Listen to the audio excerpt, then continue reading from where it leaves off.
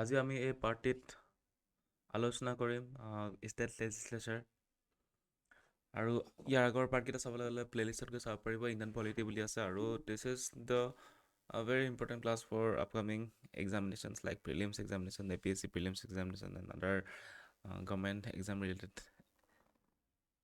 topics. Like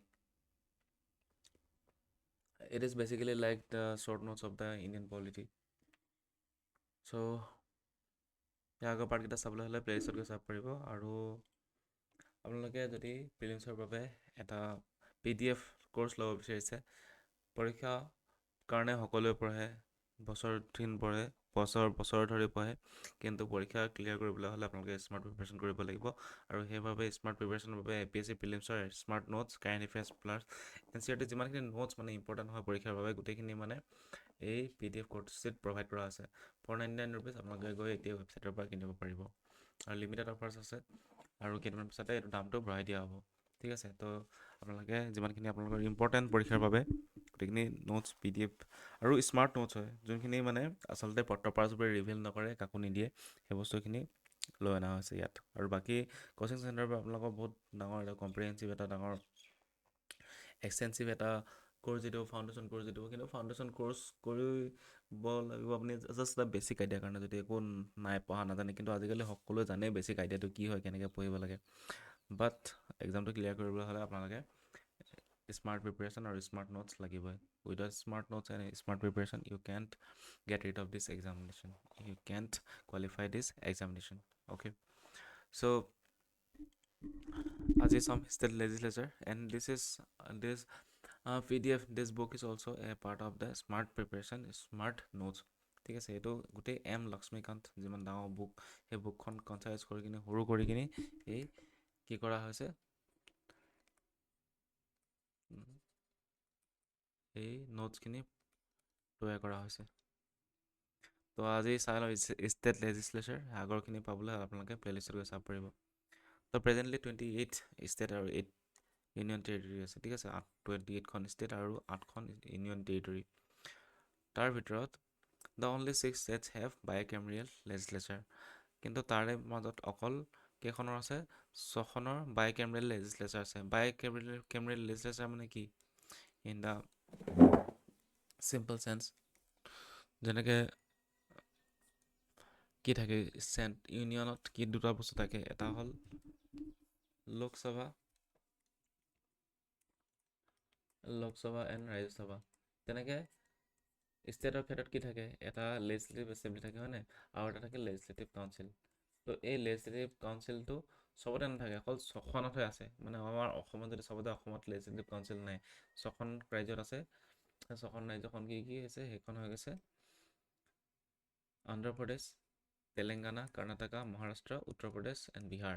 1 2 3 4 5 6। ঠিক আছে, যদি ইণ্ডিয়া মেপখন ড্ৰ কৰোঁ, জাষ্ট এটা অভাৰভিউ কাৰণে লৈ আছে। ঠিক আছে,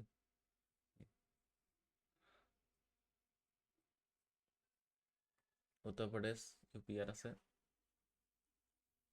অন্ধ্ৰপ্ৰদেশত আছে, তাৰপিছত বিহাৰত আছে, এখন বিহাৰ আছে, তাৰপিছত আৰু ক'ত আছে, তেলেংগানা। মানে টোটেল যদি চাউথৰ 1 2 তাৰপিছত 3,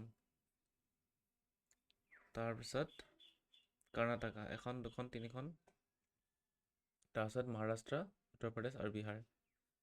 উত্তৰ প্ৰদেশ আৰু বিহাৰ, ঠিক আছে, বিগেষ্ট পপুলেশ্যন উত্তৰ প্ৰদেশ আৰু বিহাৰ ওচৰতে মনত থাকি যাব। 3খন অন্ধ্ৰপ্ৰদেশ, কৰ্ণাটকা আৰু তেলেংগানা, 3খন চাউথৰ আৰু 1খন মহাৰাষ্ট্ৰ। তো মনত থাকিবলগীয়া একেবাৰে ইজি। 6খন বাইকেমেৰিয়েল লেজিসলেচাৰ আছে। ঠিক আছে, তাত কি আছে, LC আছে, লেজিসলেটিভ এছেম্বলি যেনেকৈ আছে, তাত LC আছে, লেজিসলেটিভ কাউন্সিল আছে। তাৰপিছত নেক্সট হৈ গ'ল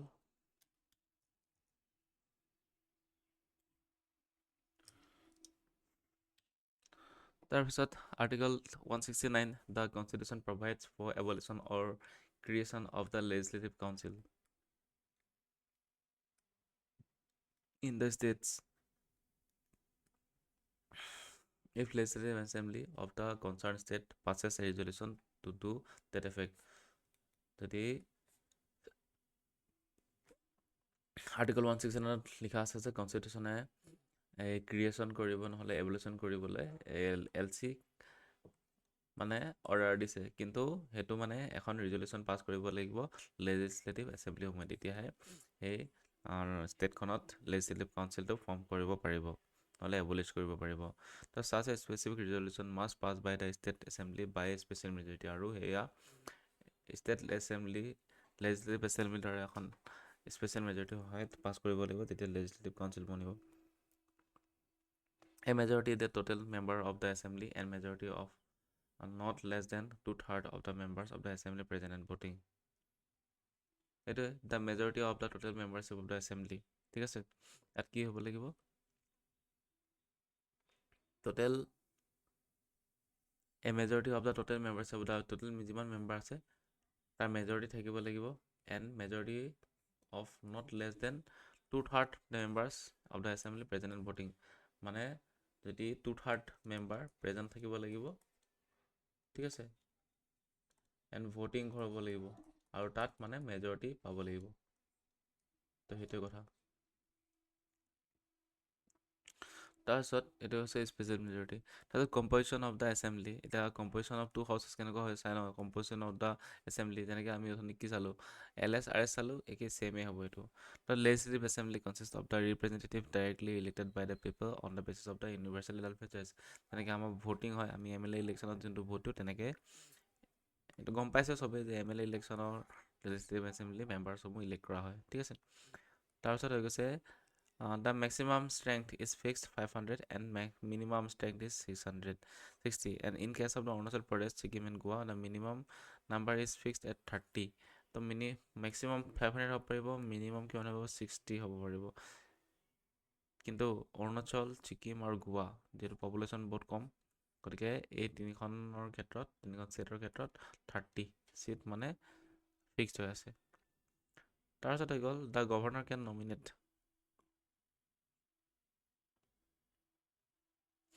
the governor can nominate one member from Anglo-Indian community if the community is not adequately represented in the assembly.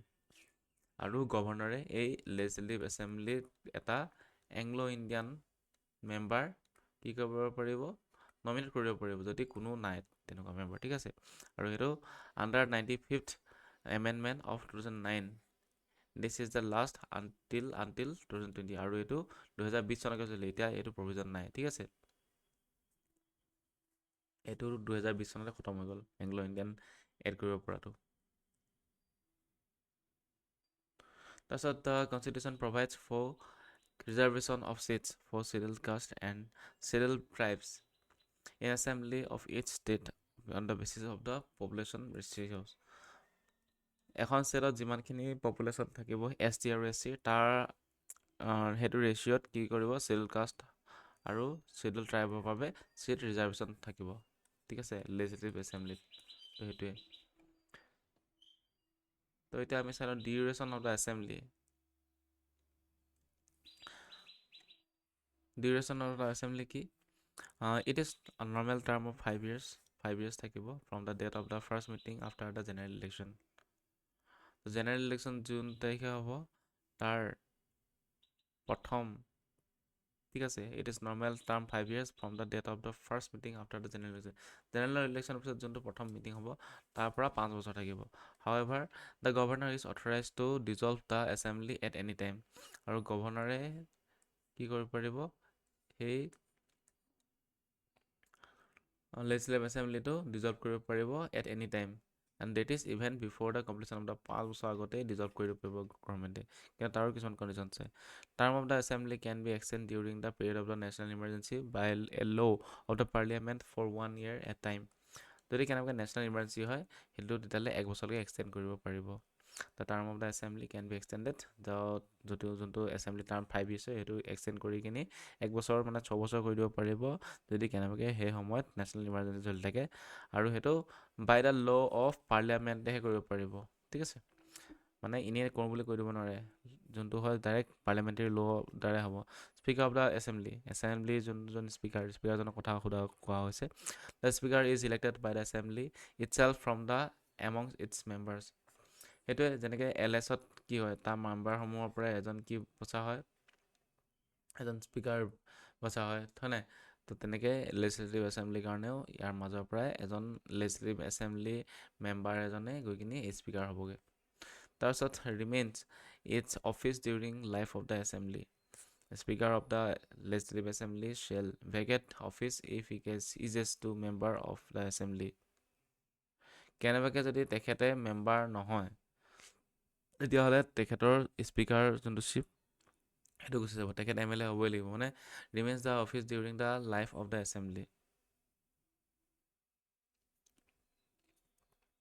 Speaker of the legislative assembly shall vacate office if he ceases to member of assembly. যদি কেনেবাকৈ সি member নহয়, তেন্তে সিও স্পীকাৰো মানে পদৰ পৰা পদত্যাগ কৰিব লাগিব। Even if the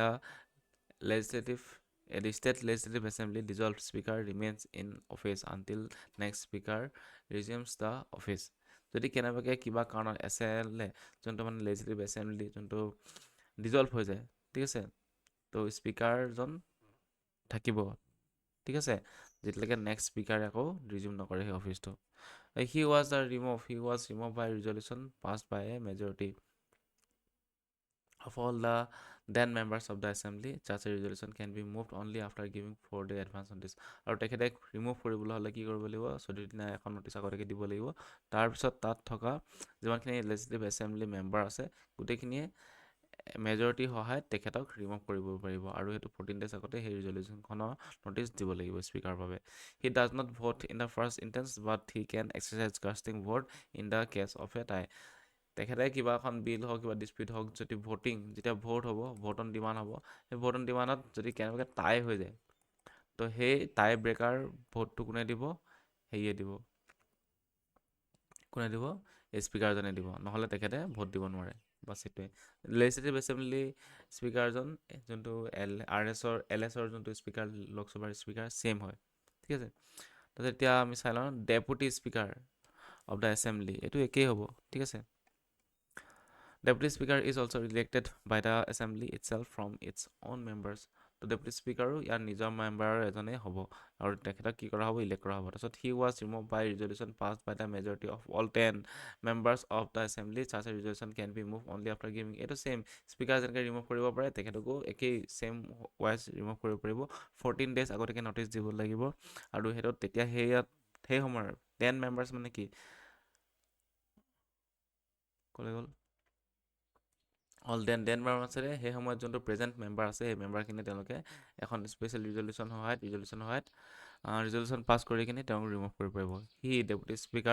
the deputy speaker performs the duties of the speaker's office when it is vacant. যদি কেনেবাকৈ স্পীকাৰ নাথাকে, তেতিয়া ডেপুটি স্পীকাৰে স্পীকাৰৰ যোনখিনি ডিউটি সেইখিনি পাৰফৰ্ম কৰিব। এতিয়া আমি চাই লওঁ লেজিছলেটিভ কাউন্সিল। এইটো কাউন্সিলটো মানে ইমান ইম্পৰ্টেণ্ট নহয় অসমৰ পাৰ্চপেক্টিভ ফালৰ পৰা, একবাৰ এনেই অভাৰভিউ এটা চাই লওঁ, ঠিক আছে। The member of the legislative council R indirectly elect কৰিব। তাৰপিছত maximum strength of the council is fixed 1/3 of the total strength of the assembly and minimum strength is 40। Minimum strength 40 থাকিব লাগিব। তাৰপিছত কি হ'ব, 1/3 মানে চেঞ্জ হৈ থাকিব 2 বছৰৰ মূৰে মূৰে। Though the Constitution has fixed the maximum and minimum limits, the actual strength of the council is fixed by the parliament. আৰু যোনটো একচুৱেল মানে তেওঁলোকৰ মেম্বাৰ ষ্ট্ৰেংথ আছে, সেইটো মানে কাউন্সিলে ডিচাইড কৰিব of the total members of the total members of A legislative council. তো ইয়াৰ পইণ্টছকেইটা কি কৈছে legislative counsellor, 1/3 are elected by the members of the local bodies like state municipalities, district boards, etc.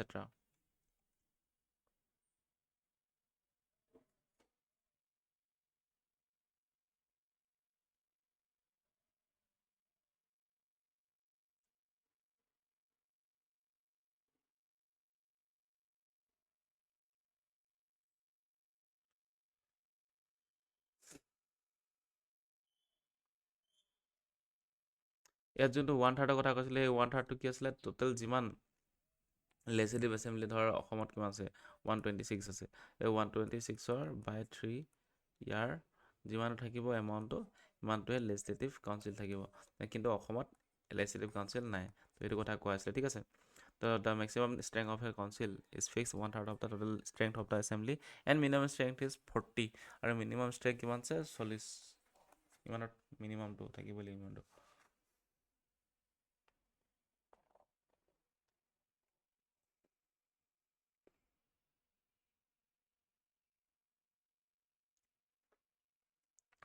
এইটো যদি অসমত ভাগ কৰি কিমান 42কে পৰিব হয় নাই 42টা যদি লেজিসলেটিভ কাউন্সিল বনিবগৈ অসমত কিমানটো মেম্বাৰ থাকিব কিন্তু অসমত লেজিসলেটিভ কাউন্সিল নাই তাৰপিছত 1/3 of the elected 1/3 of the elected members of the local bodies in the state like municipalities district boards etc গতিকে ডিষ্ট্ৰিক্ট বৰ্ড মিউনিচিপালিটিজ আৰু লোকেল বডিজৰ পৰা 1/3 মেম্বাৰ থাকিব ঠিক আছে টোটেল মেম্বাৰ তাৰপিছত 1/12 member are elected by the graduates of 3 years standing and residing within the states আৰু 12 এভাগ কোনে কৰিব ইলেক্টেড বাই দ্য গ্ৰেজুৱেটছসকলে কৰিব তাৰপিছত 1/12 মেম্বাৰ আৰু ইলেক্টেড বাই দ্য টিচাৰ্ছ আৰু টিচাৰ্ছখিনিয়ে 1/12 মেম্বাৰ ডিচাইড কৰিব of 3 years standing in the state not lowered in standard than the secondary school আৰু সেইটো মানে ছেকেণ্ডেৰী স্কুলতকৈ তলৰ ষ্টেণ্ডাৰ্ড লোৱাৰ ষ্টেণ্ডাৰ্ড টিচাৰসকলে মানে এইটো নহ'ব মানে ঠিক আছে মানে তেখেতে টিচাৰটো ছেকেণ্ডেৰী স্কুলৰ মিনিমাম হ'ব লাগিব মানে তাৰপিছত 1/3 member elected by the members of the legislative assembly of the state from amongst the persons who are not members of the assembly তো কৈছে যে 1/3 of the members are elected by the legislative assembly members of legislative assembly of the state from amongst person who are not member of the assembly তাৰপিছত 5 নম্বৰটো হৈছে 1/6 member nominated by the governor আৰু 1/6 member governor nominate কৰিব এইটো অসমৰ ফালৰ পৰা ইমান ইম্পৰ্টেণ্ট নহয় কাৰণ এইবোৰ মানে নাই অসমত legislative council the duration of the কাউন্সিলৰ ডিউৰেশ্যনটো কিমান কাউন্সিলৰ ডিউৰেশ্যনটো হৈ গ'ল the legislative council is continuing chamber it is a permanent body and not subject to the dissolution এইটো ডিজলিউশ্যন নহয় যেনেকৈ RS ছেইম এইটো LCও ছেইমেই তাৰপিছত 1/3 of its member retire on every second year সেইটোৱে অথনি যোনটো কৈছিলোঁ সেইটো তাত মেনশ্যন কৰা নাছিলে বাট সেইটোৱে কথা 1/3 মেম্বাৰ কি হ'ব ৰিটায়াৰ হৈ যাব এভৰি 2 yearsত চ' এ মেম্বাৰ কণ্টিনিউছ আছে টাৰ্ম ফৰ 6 years তাৰপিছত the retiring members are also' eligible for re election and nomination and any number of the times মানে এনি নাম্বাৰ কোনো ধৰণৰ লিমিট নাই যেতিয়া যিমান দিন যিমানবাৰ পাৰে তেওঁলোকে নমিনেশ্যন দিব পাৰিব আৰু ইলেকশ্যনত খাৰা হ'ব পাৰিব ঠিক আছে এতিয়াতো ইনডাইৰেক্ট ইলেকশ্যনৰ দ্বাৰা ছিলেক্ট কৰা হ'ব আৰু ইনডাইৰেক্ট ইলেকশ্যনটো কেনেকৈ 1/3 কোনে ডিচাইড কৰিব মিউনিচিপালিটি ডিষ্ট্ৰিক্ট বৰ্ডৰ পৰা আহিব 1/12 মেম্বাৰটো গ্ৰেজুৱেটসকলে ডিচাইড কৰিব 3 বছৰৰ তাৰপিছত 1/12 মেম্বাৰটো টিচাৰসকলে ডিচাইড কৰিব যোনটো হায়াৰ ছেকেণ্ডেৰী স্কুলৰ ষ্টেণ্ডাৰ্ডৰ হ'ব লাগিব তেনেহ'লে তাতকৈ ওপৰত হ'ব লাগিব তাৰপিছত 1/3 মেম্বাৰ লেজিসলেটিভ এছেম্বলি মেম্বাৰসকলে কি কৰিব ছিলেক্ট কৰিব ইলেক্ট কৰিব সেইটোৱে the chairman of the council দ্য চেয়াৰমেনজন কোন হয় the chairman is elected by the council itself amongst its member আৰু ইয়াত যেনেকৈ RSত কি হয় RSত হৈ গ'ল ডাইৰেক্ট VP ভাইচ প্ৰেছিডেণ্ট হৈ গ'ল এক্স অফিচিয়েল চেয়াৰমেন ঠিক আছে বাট ইয়াত নহ'ব ইয়াৰ মাজতে এজন মেম্বাৰ ইলেক্ট কৰা হ'ব ঠিক আছে তাৰপিছত he can be removed by resolution pass by majority of the all the then members of the council তো তেখেতে যদি ৰিমুভ কৰিব তেতিয়াহ'লে ৰিজলিউশ্যন পাছ কৰি কিনি মেজৰিটিৰ সহায়ত তেখেতক কি কৰিব পাৰিব ৰিমুভ কৰিব পাৰিব আৰু charge a resolution can be moved only after giving 14 day notice দিব লাগিব এডভান্স ন'টিছ দিব লাগিব 14 দিনা এডভান্স ন'টিছ দিব লাগিব চেয়াৰমেনজনক ৰিমুভ কৰিবলৈ আৰু সেয়া সেই মেম্বাৰসকলৰ ৰাজ্যসভা কি কয় লেজিসলেটিভ কাউন্সিলৰ যিমান মেম্বাৰ আছে তেওঁলোকে এটা মেজৰিটিৰ সহায়ত ৰিমুভ কৰিব পাৰিব বাই ৰিজলিউশ্যন তাৰপিছত the speaker has one special power which is not enjoyed by the chairman আৰু স্পীকাৰ কিন্তু এটা স্পেচিয়েল পাৱাৰ আছে যোনটো চেয়াৰমেনৰ নাই চেয়াৰমেন মানে কি RSৰ ক্ষেত্ৰত কথা চেয়াৰমেনৰ নাই কিন্তু LC স্পীকাৰৰ এটা আছে চৰি দিছ ইজ নট কাৰেক্ট কি কৈছে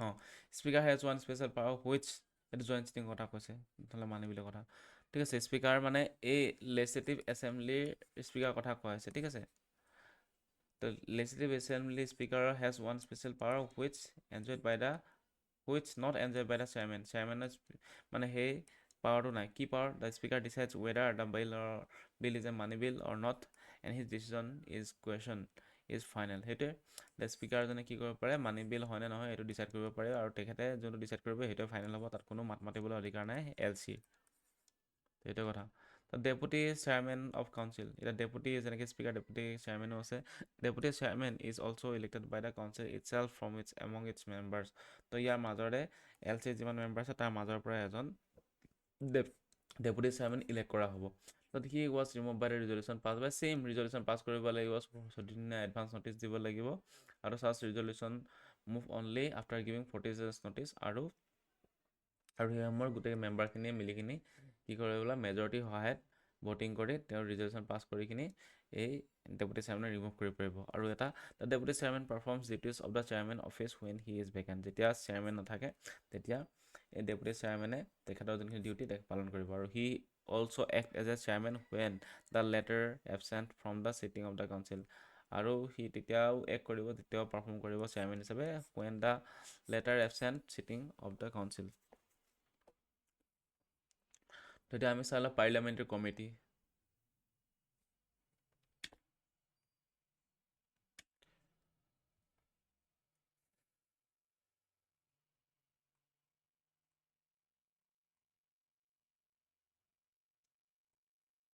তো পাৰ্লিয়ামেণ্টাৰী কমিটিখিনি আমি নেক্সট এটা ভিডিঅ'ত ডিচাইড কৰি দিম ঠিক আছে আজিলৈ আহিছোঁ ধন্যবাদ